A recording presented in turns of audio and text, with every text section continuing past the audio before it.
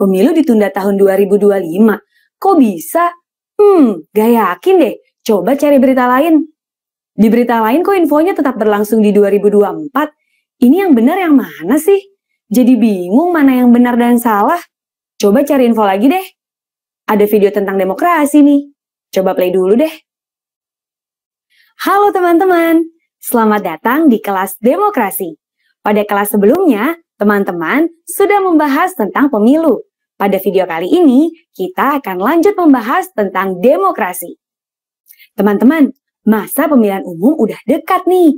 Makin marak penyebaran hoax atau misinformasi di sekitar kita, yang membuat kita kadang masih. Oleh karena itu, pengetahuan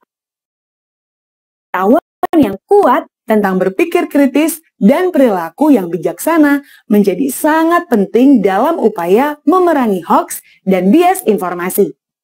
Berpikir kritis adalah kemampuan untuk menganalisis, mengevaluasi, dan menyaring informasi yang diterima sebelum mempercayainya atau menyebarkannya lebih lanjut.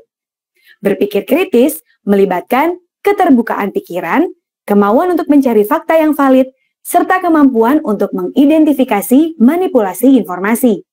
Dalam konteks perang melawan hoax, berpikir kritis dapat membantu masyarakat untuk tidak mudah terpengaruh oleh informasi yang tidak terverifikasi atau meragukan kebenarannya. Terdapat dua sistem yang mempengaruhi berpikir kritis manusia. Sistem satu, yaitu intuisi dan insting, yang 95% dipakai oleh kita dan bersifat cepat, tidak sadar, asosiatif, atau lebih ke suara hati, emosi, dan respon tubuh. Selain itu, terdapat sistem 2, pemikiran rasional yang bersifat lamban, logis, ragu-ragu, dan lebih butuh usaha yang hanya dipakai 5%. Sehingga berpikir sistem 1 dalam mengambil keputusan yang kompleks. Hal ini yang ingin kita tekankan dalam menghadapi misinformasi untuk lebih aktif menggunakan sistem 2. Kakak beri satu contoh. Anggaplah ada gajah yang dikendarai sama orang yang duduk di atas punggung gajah. Gajah di sini kita anggap sistem 1, yaitu intuisi dan insting, yang mana ketika membaca bahaya, gajah cenderung untuk menghadapinya. Dan pengendaranya adalah sistem 2, yaitu pemikiran rasional, yang mana dalam membaca bahaya cenderung untuk menghindarinya.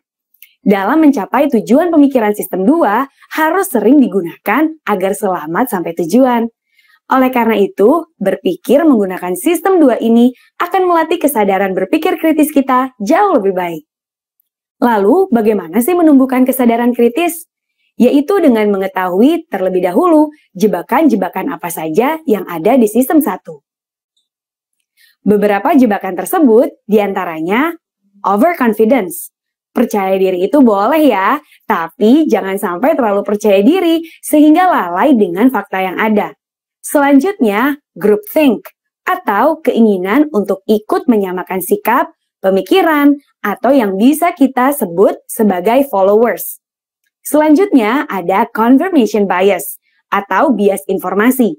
Dalam bahasa sehari-harinya, lebih kita kenal sebagai cocoklogi ya, yaitu memaksakan pendapat dengan mencoba mencari bukti pendukung. Lanjut, ada availability heuristics. Salah satu bias yang sering dirasakan seseorang saat mengambil keputusan secara terburu-buru akan menggunakan informasi yang paling diingat, yang kadang informasi itu kurang pas dengan kebutuhan sekarang. Terakhir, representativeness bias, yaitu ketika kita mengambil keputusan, kita sering mengambil berdasarkan kemiripan peristiwa yang kadang tidak saling berhubungan satu sama lain. Jadi, berpikir kritis ini merupakan bekal teman-teman untuk terhindar dari hoax dan bias informasi ketika pemilu nanti.